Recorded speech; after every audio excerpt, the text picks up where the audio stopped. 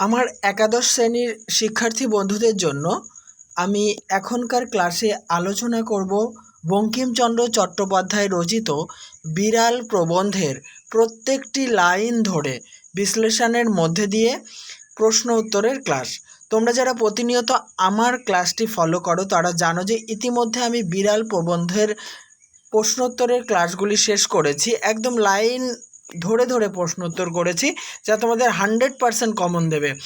আর এখন আমি এই বিড়াল প্রবন্ধের প্রত্যেকটি লাইন বিশ্লেষণ করব, যাতে তোমাদের এতটুকু বুঝতে অসুবিধা না হয়।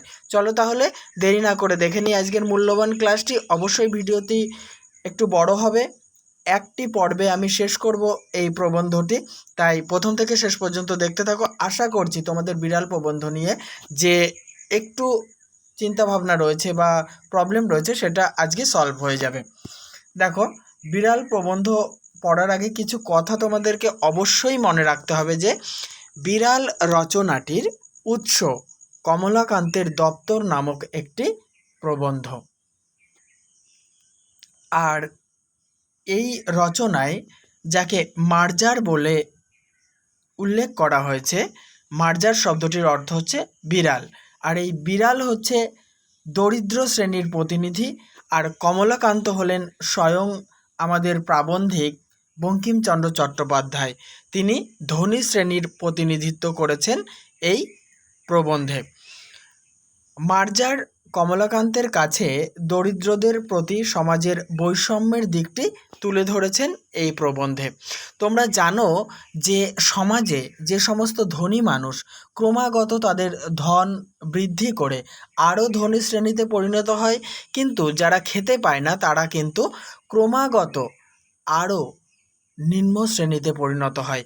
এই যে একটা বৈষম্যমূলক দিক, সেই দিকটি আমাদের প্রাবন্ধিক বিড়ালের মুখ দিয়ে তুলে ধরেছেন, এই দরিদ্র শ্রেণীর বৈষম্যমূলক দিকটি। চলো তাহলে আজকে আলোচনা করি প্রত্যেকটি লাইন ধরে। সঙ্গে থাকো প্রথম থেকে শেষ পর্যন্ত। বিড়াল বঙ্কিমচন্দ্র চট্টোপাধ্যায়। প্রবন্ধটি শুরু হয়েছে প্রাবন্ধিকের নিজস্ব জবানিতে, মানে প্রাবন্ধিক নিজে এই কথাগুলি বলছেন। আমি শয়ন গৃহে চারপাইয়ের উপর বসিয়া হুঁকা হাতে ঝিমাইতেছিলাম। তাহলে কি, যে এই কথাগুলি বলছেন তার নাম কমলাকান্ত। তিনি কি করছেন, যে শয়ন গৃহে অর্থাৎ শোবার ঘরে চারপাইয়ের উপর বসে হুঁকা হাতে ঝিমাইতেছিলাম, মানে তিনি হুঁকা হাতে নিয়ে, হুঁকা তোমরা অবশ্যই জানো যে ওই নারকেলের যে মালাই চাকিটা থাকে সেটা দিয়ে গড়গড় টানা হয়, সেটা হুঁকা। তো সেই হুঁকা হাতে চারপাই শব্দের অর্থ হচ্ছে চারটি পা বিশিষ্ট খাট বা খাটিয়া, তার উপরে বসে ঝিমোচ্ছিলেন। একটু মিটমিট করিয়া ক্ষুদ্র আলো জ্বলিতেছে, দেয়ালের উপর চঞ্চল ছায়া প্রেতবৎ নাচিতেছে। তাহলে কি, যে ঘরে বসে তিনি ঝিমোচ্ছিলেন সেই ঘরে মিটমিট করে আলো জ্বলছিল, এবং তার যে দেয়াল সেখানে একটা চঞ্চল ছায়া প্রেতবৎ অর্থাৎ প্রেতের মতো নাচছিল। আহার প্রস্তুত হয় নাই, মানে তখনও খাবার প্রস্তুত হয়নি কমলাকান্তের। এজন্য হুঁকা হাতে নিমীলিত লোচনে আমি ভাবিতেছিলাম যে, তাহলে কি, তখনও খাবার প্রস্তুত হয়নি কমলাকান্তের, তাই তিনি হুঁকাটি হাতে নিয়ে নিমীলিত লোচনে মানে হচ্ছে চোখ বন্ধ করে আমি ভাবিতেছিলাম যে আমি যদি নেপোলিয়ান হইতাম তবে ওয়াটারলু জিতিতে পারিতাম কি না। তাহলে কমলাকান্ত কি ভাবছিলেন, চোখ বন্ধ করে ভাবছিলেন তিনি যদি নেপোলিয়ান হতেন তাহলে ওয়াটারলু যুদ্ধ জিততে পারতেন কি না। দেখুন, নেপোলিয়ান হলেন ফরাসি দেশের একজন বিখ্যাত যোদ্ধা এবং সম্রাট, আর ওয়াটারলু হচ্ছে বেলজিয়ামের একটি জায়গা যেখানে যুদ্ধ হয়েছিল। এমতো সময়ে একটু ক্ষুদ্র শব্দ হইল, ম্যাও। তাহলে যখন কমলাকান্ত চোখ বন্ধ করে নেপোলিয়ন হবার কথা ভাবছিলেন, ঠিক সেই সময় একটা ক্ষুদ্র শব্দ হলো। শব্দটি কি, ম্যাও। চাহিয়া দেখিলাম, হঠাৎ কিছু বুঝিতে পারিলাম না। কমলাকান্ত চেয়ে দেখলেন, কিন্তু হঠাৎ কিছু বুঝতে পারলেন না। কেন? কমলাকান্ত তখন নেশাগ্রস্ত ছিলেন। কারণ প্রচণ্ড পরিমাণে আফিং সেবন করতেন কমলাকান্ত।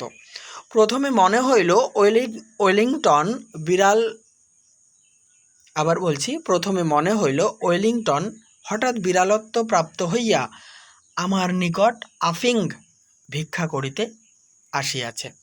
তাহলে কমলাকান্তের প্রথমে মনে হয়েছিল ওয়েলিংটন হচ্ছে ডিউক অফ ওয়েলিংটন, ইংল্যান্ডের প্রাক্তন সেনাধ্যক্ষ বা সেনাপ্রধান। তো সেই ডিউক অফ ওয়েলিংটন হয়তো কমলাকান্তের কাছে আফিং ভিক্ষা করতে এসেছে, এটাই কমলাকান্ত ভেবেছিলেন। প্রথম উদ্যমে পাষাণবৎ কঠিন হইয়া বলিব মনে করিলাম যে ডিউক মহাশয়কে ইতিপূর্বে যথোচিত পুরস্কার দেওয়া গিয়াছে।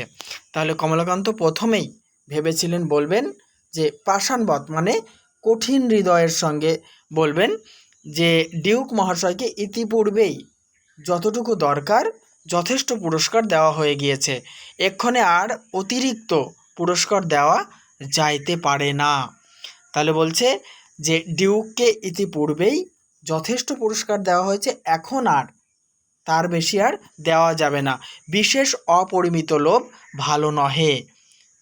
তাহলে কি অপরিমিত শব্দের অর্থ হচ্ছে খুব বেশি লোভ ভালো নহে, মানে বেশি লোভ করা ভালো নয়। ডিউক বলিল ম্যাও। চলে এসো পরের লাইন, এখান থেকে দেখো। তখন চক্ষু চাহিয়া ভালো করিয়া দেখিলাম যে ওয়েলিংটন নহে। এতক্ষণে কমলাকান্তের মানে চৈতন্য হলো, যে তিনি বুঝতে পারলেন যে ওটা ওয়েলিংটন নয়, একটি ক্ষুদ্র মার্জার, একটা ছোট্ট বিড়াল। মার্জার শব্দের অর্থ হচ্ছে বিড়াল। প্রসন্ন আমার জন্য যে দুগ্ধ রাখিয়া গিয়াছিল তাহা নিঃশেষ করিয়া উদরসাৎ করিয়াছে। প্রসন্ন হচ্ছে একটা গোয়ালিনীর নাম, যে কমলাকান্তকে নিয়মিত দুধ দিত। সেই প্রসন্ন যে দুধ রেখে গিয়েছিলেন তা সেই বিড়ালটি নিঃশেষ করিয়া উদরসাৎ করিয়াছে। উদরসাৎ করা মানে খেয়ে ফেলা, একদম নিঃশেষ করে ফেলেছে, সম্পূর্ণটাই খেয়ে ফেলেছে।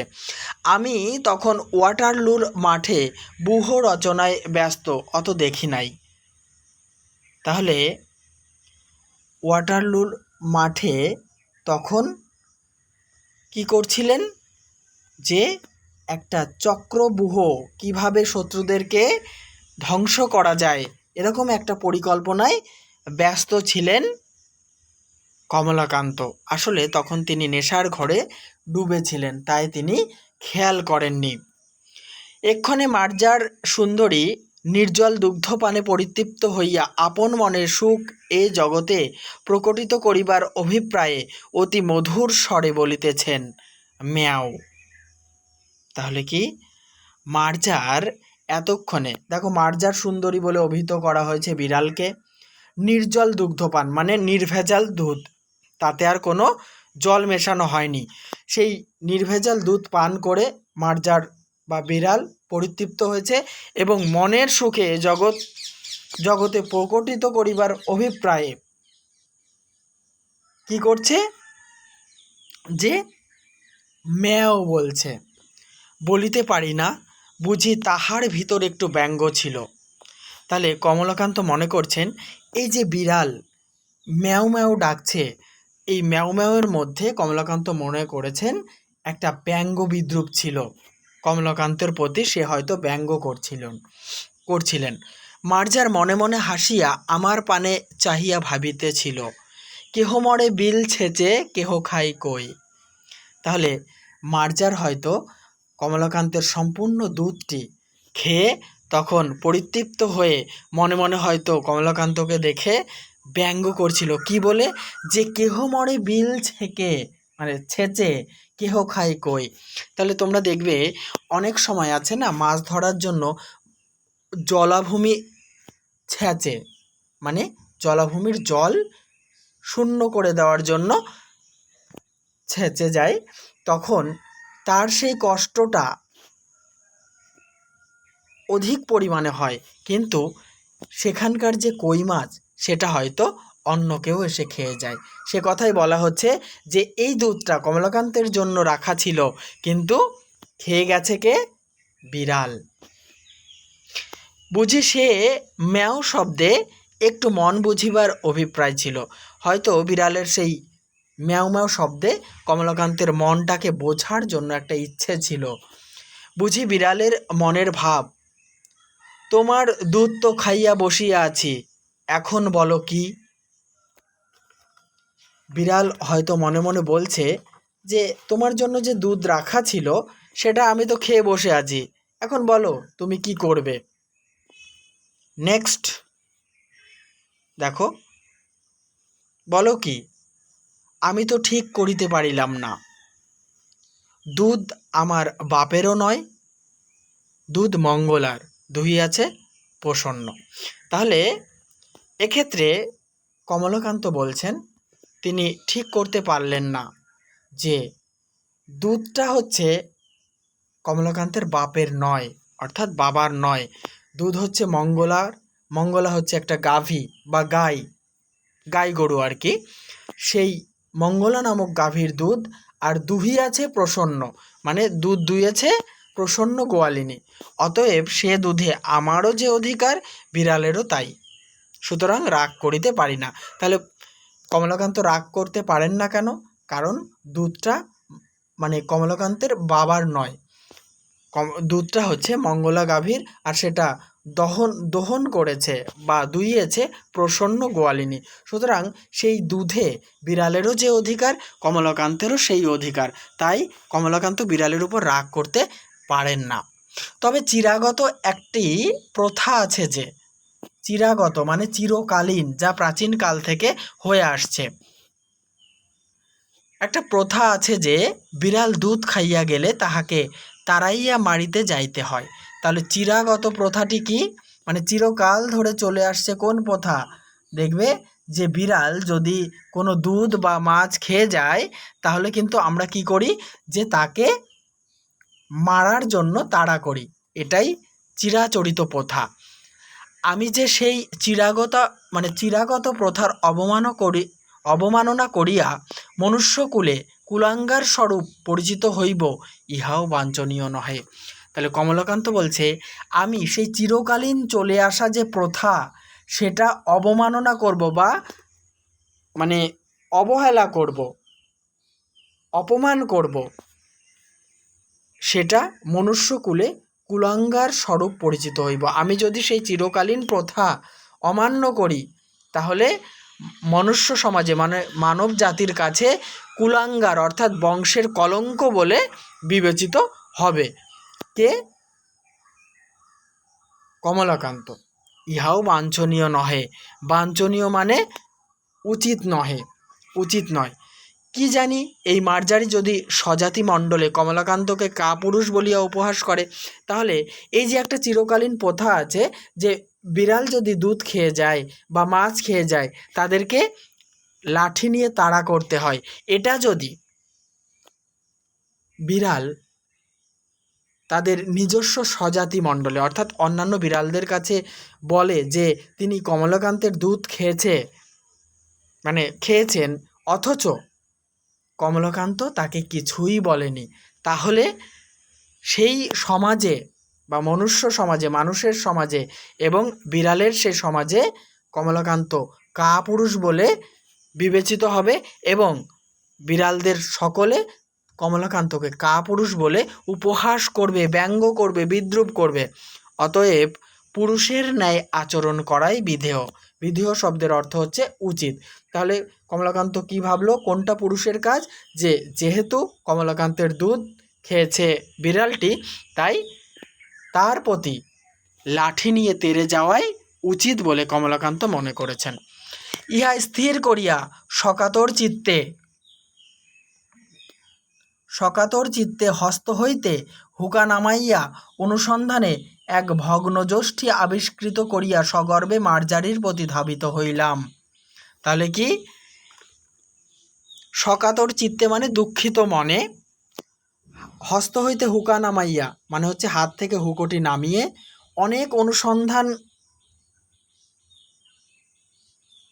অনুসন্ধানে মানে অনেক খোঁজ করে এক ভগ্ন যষ্টি মানে ভাঙা লাঠি আবিষ্কৃত করিয়া মানে খুঁজে পেলেন। সগর্বে মার্জারির প্রতি ধাবমান হইলাম, মানে অত্যন্ত গর্বের সাথে বিড়ালের প্রতি তাড়া করলেন কমলাকান্ত। পরের লাইন দেখো, মার্জারি কমলাকান্তকে চিনিত, তাহলে বিড়ালটি কমলাকান্তকে চিনত। সে যষ্টি দেখিয়া বিশেষ ভীত হওয়ার কোনো লক্ষণ প্রকাশ করিল না। তাহলে মার্জার অর্থাৎ বিড়াল যষ্টি অর্থাৎ লাঠি দেখে বিশেষ ভয় পেল না কেন? কারণ সে কমলাকান্তকে আগে থেকেই চিনত। কেবল আমার মুখ মানে চাহিয়া হাই তুলিয়া একটু সরিয়া বসিল। তাহলে কমলাকান্ত যখন বিড়ালকে লাঠি নিয়ে তেড়ে গেলেন তখন বিড়ালটি কোনো ভয় পেলেন না, বরং কমলাকান্তের মুখের দিকে তাকিয়ে একটু হাই তুললেন এবং সরে বসলেন। বলিল ম্যাও। বিড়ালটি ম্যাও বলল। প্রশ্ন বুঝিতে পারিয়া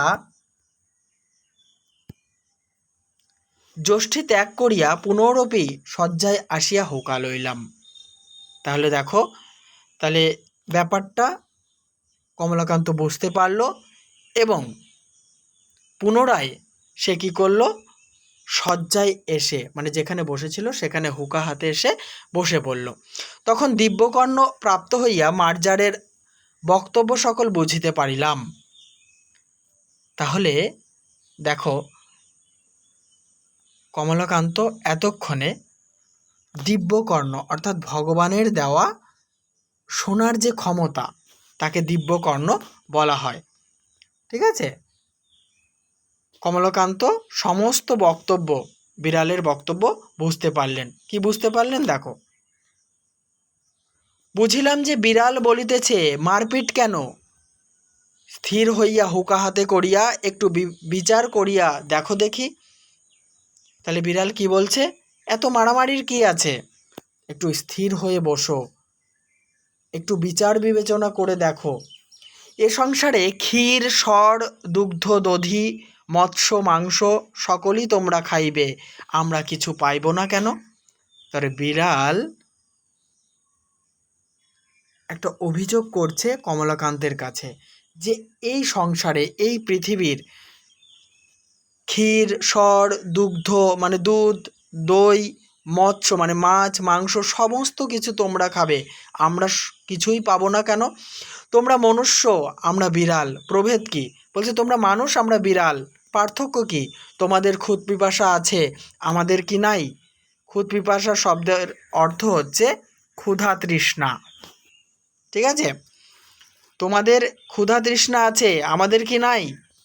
তোমরাও খাও, আমাদের আপত্তি নাই। বলছে তোমরা খাও, আমাদের আপত্তি নাই, কিন্তু আমরা খাইলে তোমরা কোন শাস্ত্রানুসারে ঠ্যাঙা লাঠি লইয়া মারিতে আইসো তাহা আমি বহু অনুসন্ধানে পাইলাম না।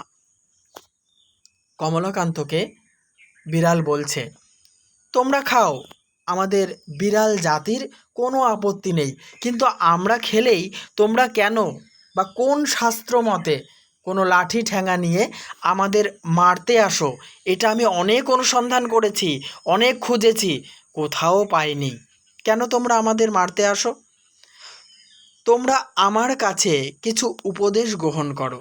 তাহলে বিড়াল বলছে কমলাকান্তকে যে মনুষ্য জাতি সম্পর্কে যে তোমরা আমার কাছে কিছু উপদেশ গ্রহণ করো। কি উপদেশ? বিজ্ঞ চতুষ্পদের কাছে শিক্ষা লাভ ব্যতীত তোমাদের জ্ঞানোন্নতির উপায়ান্তর দেখি না। বলছে বিজ্ঞ চতুষ্পদ, চতুষ্পদ মানে পশু বিশেষ বা চার পা বিশিষ্ট জন্তু, যে এই চতুষ্পদের কাছে শিক্ষালাভ ছাড়া তোমাদের জ্ঞানের কোনো উন্নতি হবে না। কোনো উপায়ান্তর মানে অন্য উপায় আমি দেখতে পাচ্ছি না। তোমাদের বিদ্যালয় সকল দেখিয়া আমার বোধ হয় তোমরা এতদিনে এই কথাটি বুঝিতে পারিয়াছ। তার বিড়াল বলছে তোমাদের উচিত কোনো চার পেয়ে জন্তুর কাছে, চতুষ্পদের কাছে শিক্ষা লাভ করে জ্ঞানের উন্নতি ঘটানো। তোমাদের যে বিদ্যালয় রয়েছে সেটা দেখে বোধহয় তোমরা এতদিন বুঝতে পেরেছো এই ব্যাপারটি। পরের লাইনে চলে এসো। বলছে দেখো শয্যাশায়ী মনুষ্য।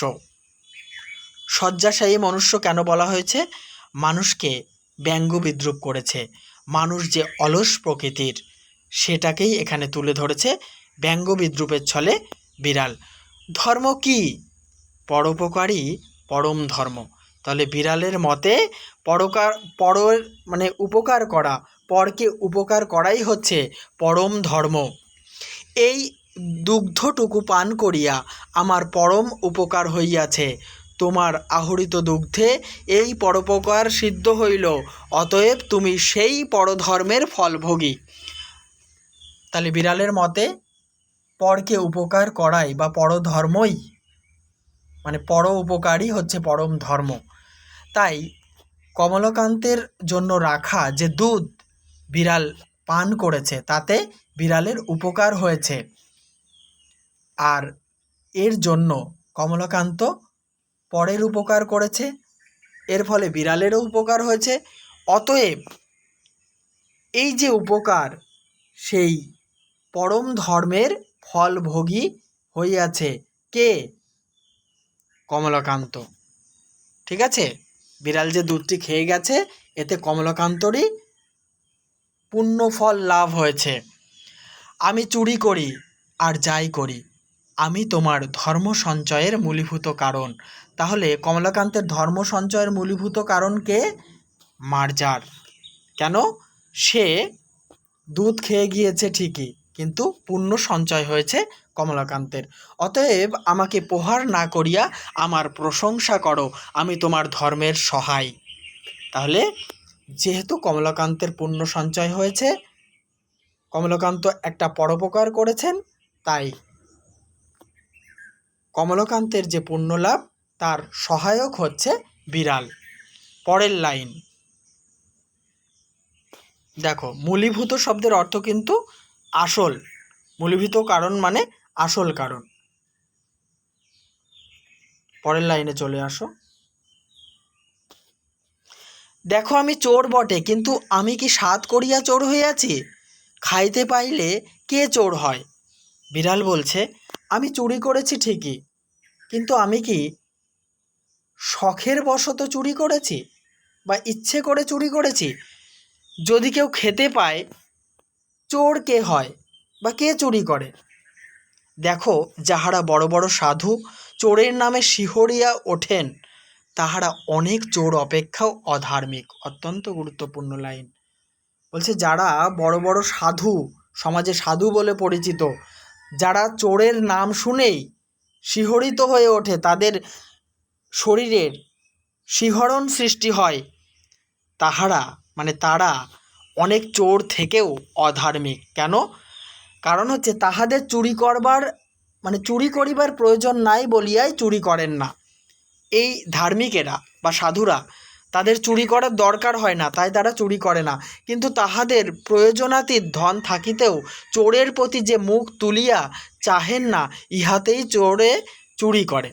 তাহলে এই সমাজের যে সাধুরা অর্থাৎ ধনী শ্রেণীর মানুষেরা, যে তাদের প্রয়োজনের অতিরিক্ত ধন থাকতেও চোরের প্রতি অর্থাৎ নিম্ন শ্রেণীর মানুষের প্রতি, যারা খেতে পায় না তাদের প্রতি মুখ তুলে তাকায় না, এই জন্যই চোর কিন্তু চুরি করে। ধনীরা যদি তাদের সম্পদের অতিরিক্ত তারা খেয়ে যদি কিছু অবশিষ্ট অংশও দরিদ্র শ্রেণীর প্রতি দান করে, তাহলে কিন্তু এই দরিদ্র শ্রেণীরা চুরি করে না। অধর্ম চোরের নহে, চোরে যে চুরি করে সে অধর্ম কৃপণ ধনীর। বলছে যে চুরি করছে সেই অধর্ম চোরের না, এই অধর্ম হচ্ছে যে কৃপণ ধনী, তার ধন থাকতেও দরিদ্রকে দান করে না, অতিরিক্ত ধন থাকতেও আরও ধন সম্পদ বাড়িয়ে চলে, তারাই হচ্ছে এর জন্য দায়ী। চোর দোষী বটে, কিন্তু কৃপণ ধনী তদপেক্ষা শতগুণে দোষী। Very important line. বলছে চোর তো দোষী, কিন্তু তার থেকেও আরও শতগুণে দোষী হচ্ছে কৃপণ ধনী। চোরের দণ্ড হয়, চুরির মূল যে কৃপণ তাহার দণ্ড হয় না কেন? বলছে চোর চুরি করলে তার শাস্তি হয়, কিন্তু যে কৃপণ ধনীর জন্য যারা ধন বাড়িয়ে চলে অথচ দরিদ্রের মধ্যে কোনো কিছু দান করে না, দরিদ্রকে দেয় না তাদের অবশিষ্ট অংশ, তাদের দণ্ড হবে না কেন, তাদের শাস্তি হয় না কেন? পরের লাইন দেখো, আমি প্রাচীরে প্রাচীরে ম্যাও ম্যাও করিয়া বেড়াই, কেহ আমাকে মাছের কাটাখানাও ফেলিয়া দেয় না। তাহলে বিড়াল বলছে যে আমি প্রাচীরে প্রাচীরে ম্যাও ম্যাও শব্দ করে ডেকে চলি, অনেকে খেয়ে মাছ খেয়ে তাদের যে অবশিষ্ট কাঁটা, সেই কাঁটাও আমাকে খেতে দেয় না। মাছের কাঁটা, পাতের ভাত নর্দমায় ফেলিয়া দেয়, জলে ফেলিয়া দেয়, তথাপি আমাকে ডাকিয়া দেয় না। তাহলে ধনী শ্রেণীর মানুষেরা কি করে? মাছের কাঁটা, তারপরে পাতের ভাত, এগুলো নর্দমায় ডাস্টবিনে ফেলে দেয়, তবুও বিড়ালকে দেয় না। তোমাদের পেট ভরা, আমার পেটের ক্ষুধা কি প্রকারে জানিবে? বিড়াল বলছে কমলাকান্তকে, অর্থাৎ দরিদ্র শ্রেণীর মানুষেরা ধনী শ্রেণীর কাছে অভিযোগ করছে যে তোমাদের পেট তো ভরা, কারণ তোমাদের ধন সম্পদে ঠাসা, তোমরা অন্যদের পেটের ক্ষুধা খিদে কি করে জানবে? অন্যদের দুঃখ কষ্ট খিদের যন্ত্রণা কি করে বুঝবে? হাই, দরিদ্রের জন্য ব্যথিত হইলে তোমাদের কি কিছু অগৌরব আছে? বিড়াল আক্ষেপ করে বলেছে যে তোমরা যদি ধনী শ্রেণী দরিদ্রদের জন্য ব্যথিত হও বা দরিদ্রদের জন্য দুঃখ অনুভব করো বা দরিদ্রকে কিছু দান করো, তাতে কি কোনো অগৌরব আছে? অগৌরব মানে নিন্দা, লজ্জা, এরকম কোনো বিষয় আছে? আমার মতো দরিদ্রের ব্যথায় ব্যথিত হওয়া লজ্জার কথা, সন্দেহ নাই। তাহলে কি যারা ধনী তারা যদি এই মার্জারের মতো বিড়ালের মানে যদি দান করে বা তার দুঃখে দুঃখিত হয়, তাহলে ধনী শ্রেণীর লজ্জা পাওয়ারই কথা, এতে কোনো সন্দেহ নেই। যে কখনো অন্ধকে মুষ্টিভিক্ষা দেয় না, সেও একটা বড় রাজা, ফাপড়ে পড়িলে রাত্রে ঘুমায় না। সকলেই পরের ব্যথায় ব্যথিত হইতে রাজি।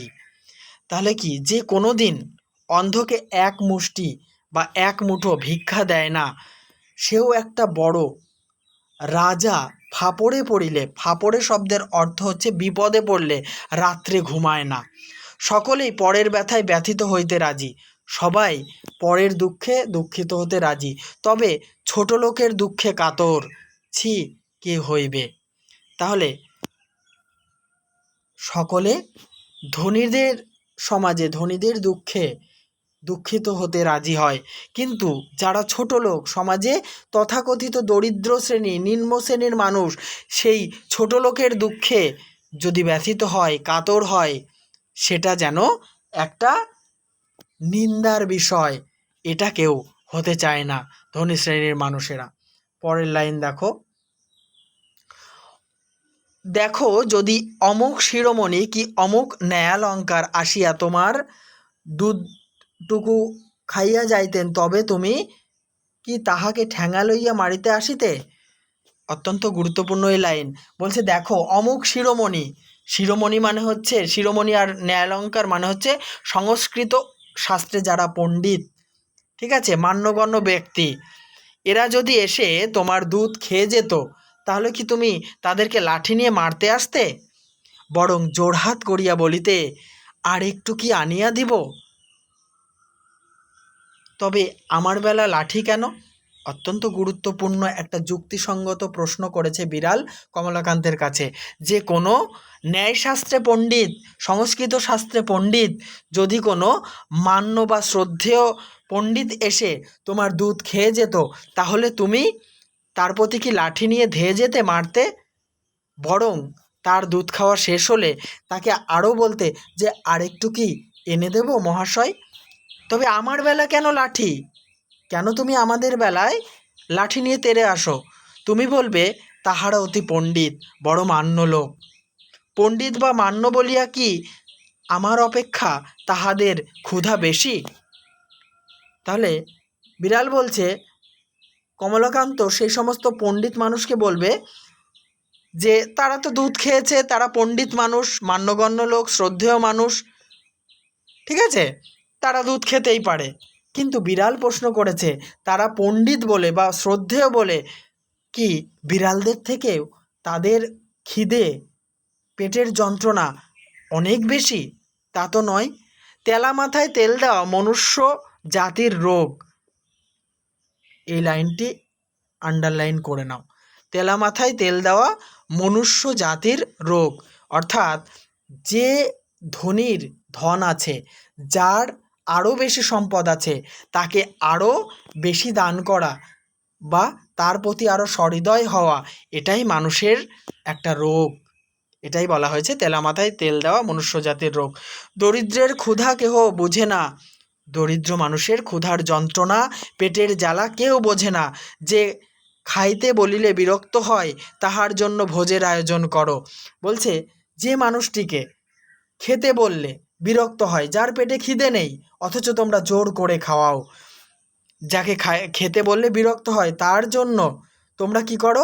খাওয়ার আয়োজন করো। আর যে ক্ষুধার জ্বালায় বিনা আহ্বানেই তোমার অন্ন খাইয়া ফেলে, চোর বলিয়া তাহার দণ্ড করো। ছি ছি! বিড়াল গুরুতর অভিযোগ জানিয়েছে কমলাকান্তের কাছে যে যার খিদে থাকে না, যার পেটে খিদের যন্ত্রণা থাকে না, তার জন্য তোমরা অনেক খাবারের আয়োজন করো, কিন্তু যে খিদের যন্ত্রণায় ছটফট করতে করতে বিনা নিমন্ত্রণে বা বিনা আহ্বানে তোমাদের খাবার খেয়ে ফেলে, তোমরা তাকে চোর বলো এবং তার শাস্তি বিধান দাও। ছি ছি! এই তোমাদের এই বিধানের প্রতি আমার ধিক্কার। এটা বিড়াল বলেছে। পরের লাইন দেখো, ভিডিওটি একটু বড় হবে, শেষ পর্যন্ত দেখো। প্রত্যেকটি লাইন বিশ্লেষণের মধ্যে দিয়ে তোমাদের সমস্ত ব্যাপারটি ক্লিয়ার হয়ে যাবে। দেখো আমাদিগের দশা দেখো, দেখো প্রাচীরে প্রাচীরে, প্রাঙ্গণে প্রাঙ্গণে, প্রাসাদে প্রাসাদে ম্যাও ম্যাও করিয়া আমার চারিদিক দৃষ্টি করিতেছি। বলছে আমি প্রাচীরে প্রাচীরে ম্যাও ম্যাও করে চারিদিকে তাকাচ্ছি, কেহ আমাদিগকে মাছের কাটাখানা ফেলিয়া দেয় না। বলছে চারিপাশে শুধু আমরা দেখছি, ম্যাও ম্যাও করছি, প্রাচীরে প্রাচীরে ঘুরছি, কিন্তু কেউ মাছের কাঁটাটুকু ফেলে দেয় না। যদি কেহ তোমাদের সোহাগের বিড়াল হইতে পারিল, মার্জার হইয়া বৃদ্ধের নিকট যুবতী ভার্যার সহদর, বা মূর্খ ধনীর কাছে শতরঞ্চ খেলোয়াড়ের স্থানীয় হইয়া থাকিতে পারিল, তবেই তাহার পুষ্টি। অত্যন্ত গুরুত্বপূর্ণ এই লাইনটি। লাইনটি কি? যে যদি কেউ সোহাগের বিড়াল হয়, সোহাগের মানে আদরের বিড়াল হয়, অর্থাৎ কেউ গৃহপালিত বিড়াল হয়, বৃদ্ধের নিকট যুবতী ভার্যার সহদর, মানে কোনো বুড়োর যুবতী স্ত্রীর সহদর মানে ভাই,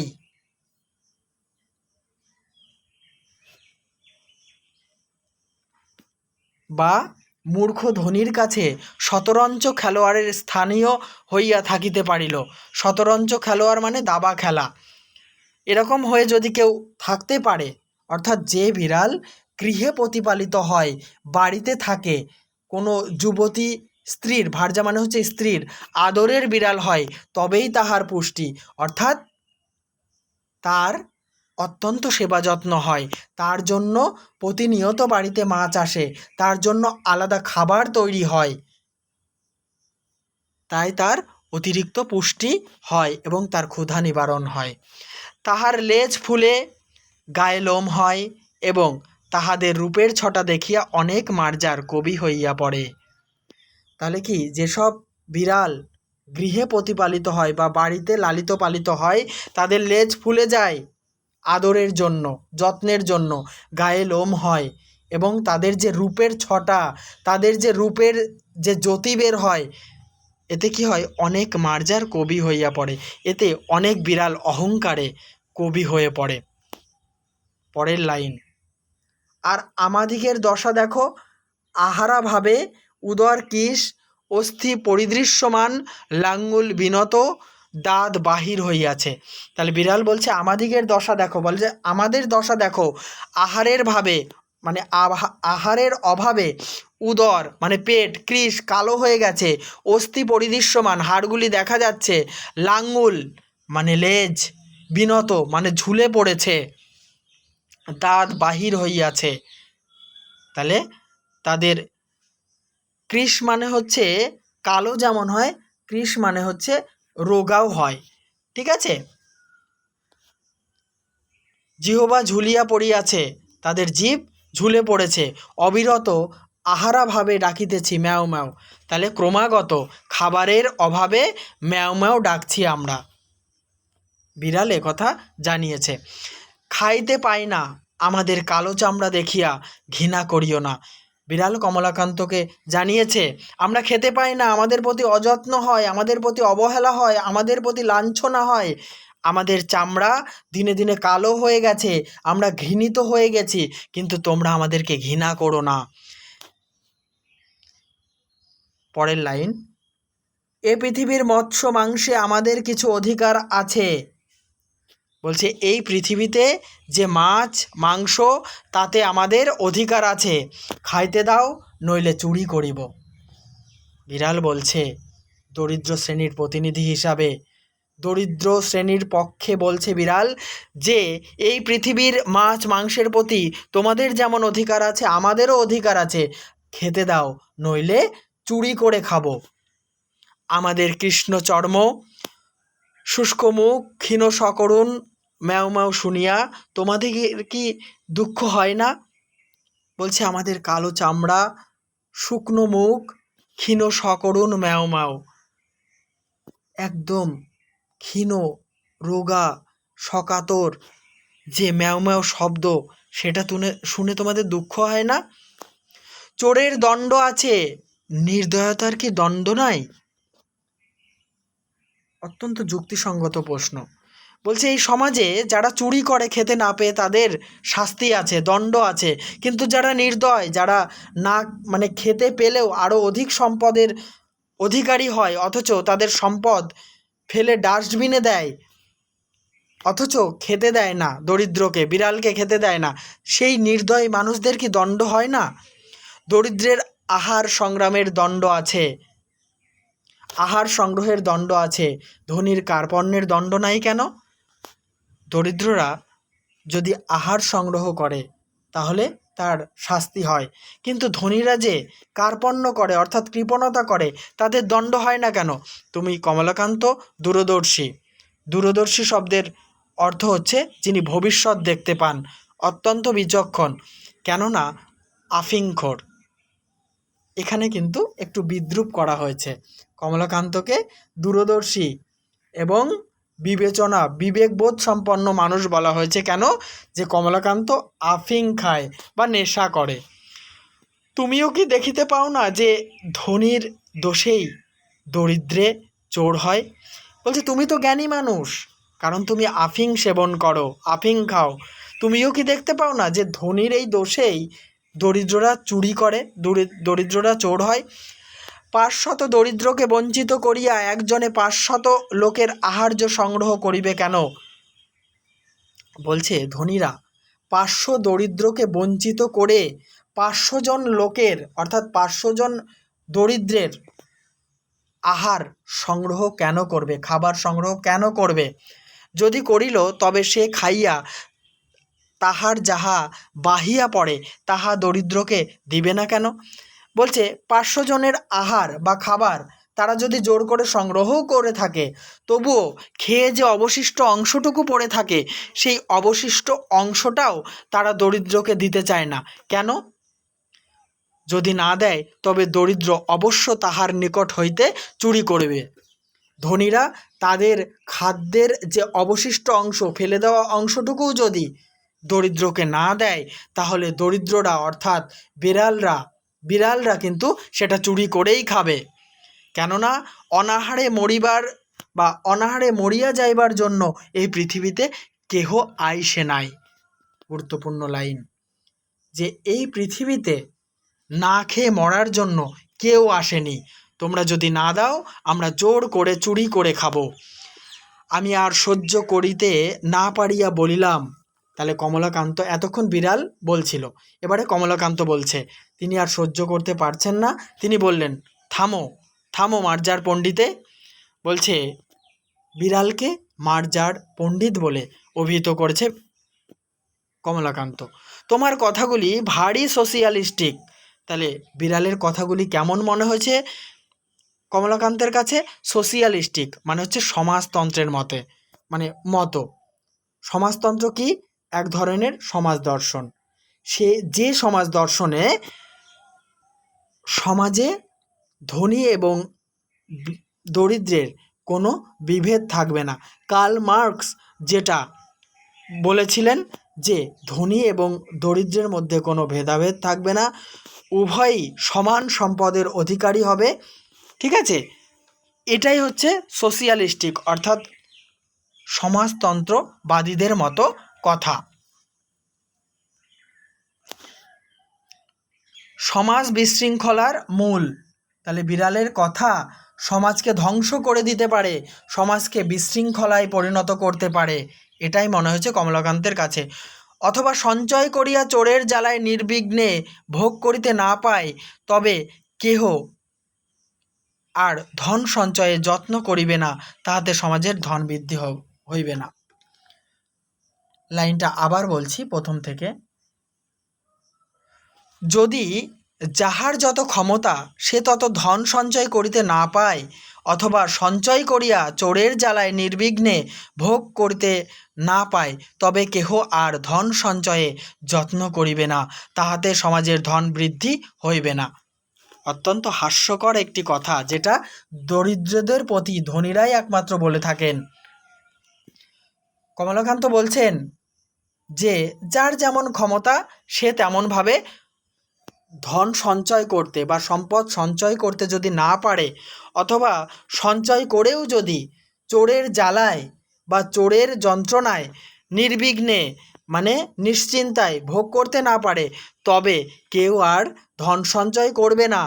আর ধনীরা যদি ধন সঞ্চয় না করে, তাহলে সমাজের ধন বৃদ্ধি হবে না।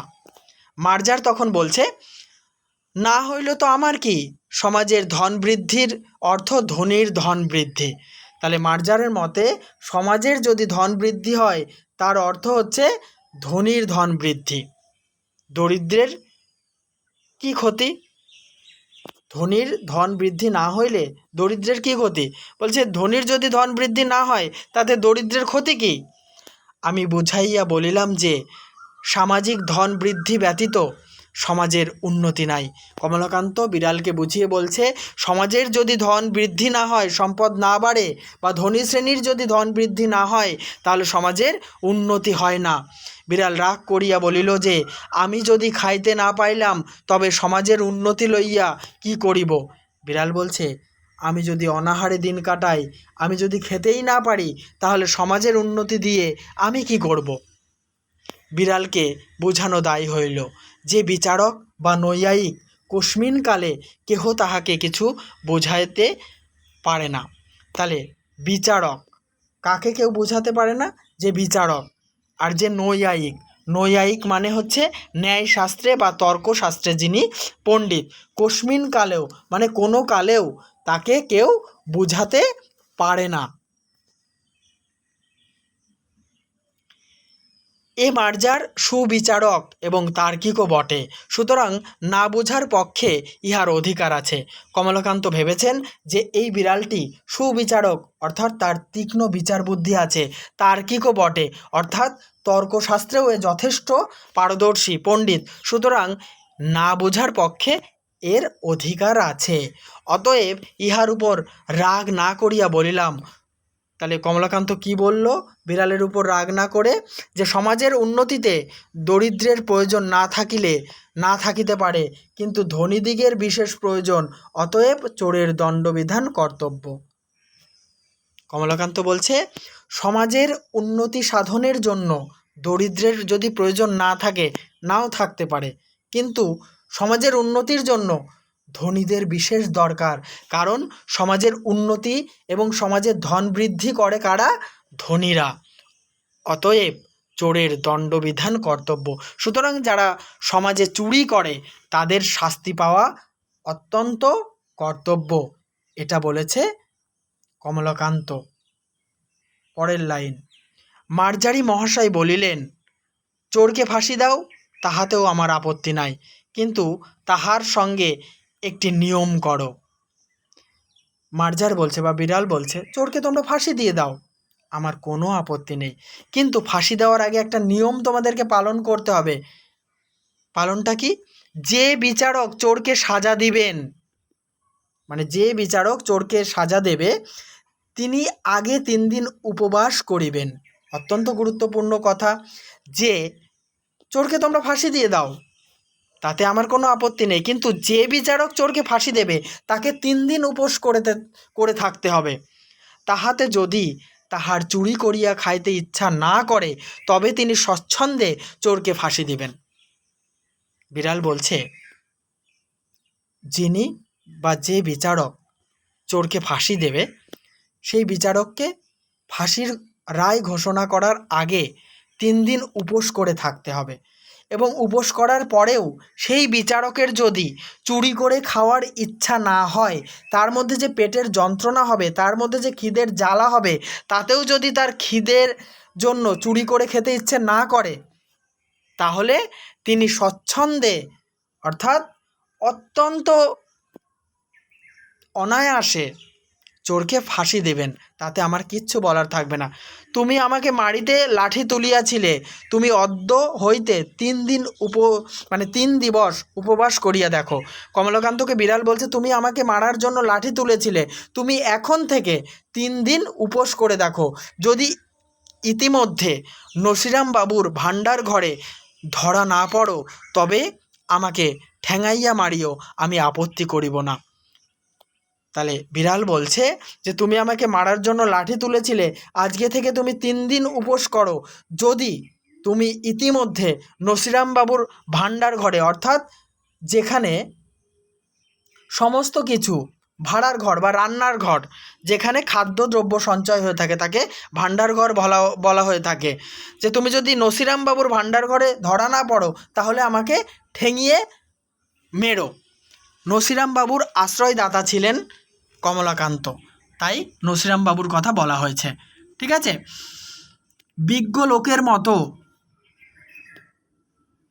এই যে যখন বিচারে পরাস্ত হইবে, তখন গম্ভীরভাবে উপদেশ প্রদান করিবে। তাহলে বিজ্ঞ লোকের মতো এই যে বিচারে পরাস্ত হইবে, তখন গম্ভীরভাবে উপদেশ প্রদান করিবে। আমি সেই প্রথানুসারে মার্জারকে বলিলাম যে সেই বিজ্ঞ লোকের মত কি, যখন বিচারে পরাস্ত হবে তখন উপদেশ দান করবে, এটাই বিজ্ঞ লোকেরা মনে করে থাকেন। সেই প্রথা অনুসারেই কমলাকান্ত মার্জারকে উপদেশ দিল। এই সকল অতি নীতিবিরুদ্ধ কথা, ইহার আন্দোলনেও পাপ। তাহলে কি কমলাকান্ত বলছে, তুমি যে কথাগুলি বললে এগুলো নীতিবিরুদ্ধ কথা, এগুলো বলার মধ্যেও পাপ আছে। তুমি এ সকল দুশ্চিন্তা পরিত্যাগ করিয়া ধর্মাচরণে মন দাও। বলছে তুমি যে এইসব কথাগুলো বলছে এগুলো বাদ দাও, এগুলো বাদ দিয়ে তুমি ধর্ম আচরণ করো। তুমি যদি চাহো তবে পাঠার্থে তোমাকে আমি নিউমান ও পার্করের গ্রন্থ দিতে পারি। তাহলে তুমি যদি মনে করো পাঠ করার জন্য তোমাকে আমি নিউমান ও পার্করের গ্রন্থ দিতে পারি, আর কমলাকান্তের দপ্তর পড়িলেও কিছু উপকার হইতে পারে। বলছে তুমি যদি নিউমান ও পার্কারের গ্রন্থ পড়ো, তাতেও যেমন উপকার হবে, তেমনি কমলাকান্তের দপ্তর নামক যে গ্রন্থটি আছে সেটাও আমি তোমাকে দিতে পারি। এটা যদি তুমি পড়ো, সেটা পড়লেও কিছু উপকার হতে পারে তোমার। আর কিছু হোক না হোক, আফিংয়ের অসীম মহিমা বুঝিতে পারিবে। একটা হাস্যকর কথা বলেছে কমলাকান্ত, যে তোমার অন্য বিষয়ে কোনো উপকার হোক আর না হোক, কমলাকান্তর দপ্তর পড়িলে তোমার আফিংয়ের অসীম মহিমা, মানে আফিং খেলে যে কি উপকার, সেই আফিংয়ের মহিমা তুমি কিন্তু বুঝতে পারবে। এক্ষণে স্বস্থানে গমন করো, প্রসন্ন কাল কিছু ছানা দিবে বলিয়াছে, জলযোগের সময় আসিও, উভয়ে ভাগ করিয়া খাইব। বিড়ালকে কমলাকান্ত বলছে, এখন তুমি যেখান থেকে এসেছো সেই স্বস্থানে, মানে নিজের জায়গায় চলে যাও। প্রসন্ন অর্থাৎ প্রসন্ন গোয়ালিনী কমলাকান্তকে বলেছে যে কালকে কিছু ছানা দিয়ে যাবে। জলযোগের সময় অর্থাৎ যে হালকা খাবার, সেই খাবারের সময় তুমি চলে এসো, আমরা ওই ছানা কিন্তু ভাগ করে খাবো। অদ্য আর কাহারও হাড়ি খাইও না। হাড়ি খাইও না মানে হাড়ি থেকে চুরি করে খাবার খেও না। এটা কিন্তু মনে রাখবে যে হাড়ি খাওয়া কি, যে অন্যের হাড়ি থেকে চুরি করে খাবার না খাওয়া। বরং ক্ষুধায় যদি নিতান্ত অধীরা হও তবে পুনর্বার আসিও, এক সরিষা ভর আফিং দিব। তাহলে কারোর হাড়ি থেকে চুরি করে কোনো খাবার খেও না, কিন্তু তুমি যদি পুনরায় আবার ক্ষুধায় বা পেটের যন্ত্রণায় ক্লান্ত হও বা কষ্ট পাও, তুমি আমার কাছে এসো, এক সরিষা ভর আফিং দিব। সরিষা ভর মানে সর্ষে পরিমাণ, মানে ক্ষুদ্র পরিমাণ, ক্ষুদ্র অংশ পরিমাণ তোমাকে আফিং খেতে দেব। মার্জার বলিল, আফিংয়ের বিশেষ প্রয়োজন নাই, তবে হাড়ি খাওয়ার কথা ক্ষুধানুসারে বিবেচনা করা যাইবে।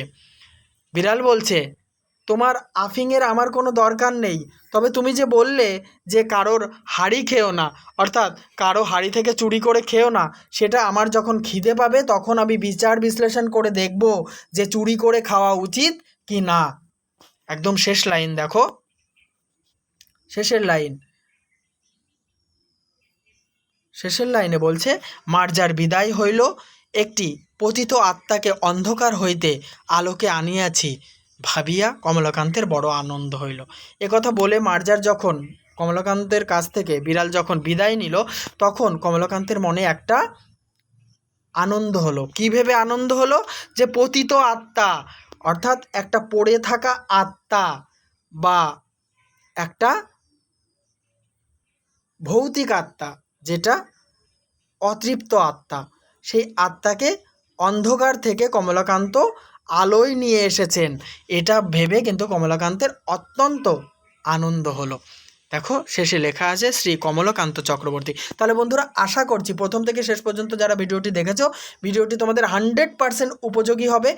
এই ভিডিওর নিচে কমলাকান্তের দপ্তর বা 11 ক্লাসের সমস্ত যে প্রশ্ন উত্তরগুলো আছে তার লিঙ্ক আমি দিয়ে দেব, অবশ্যই দেখে নিও, চ্যানেলটিকে সাবস্ক্রাইব করে দিও, আর সমস্ত ভিডিও দেখার জন্য আমন্ত্রণ রইল।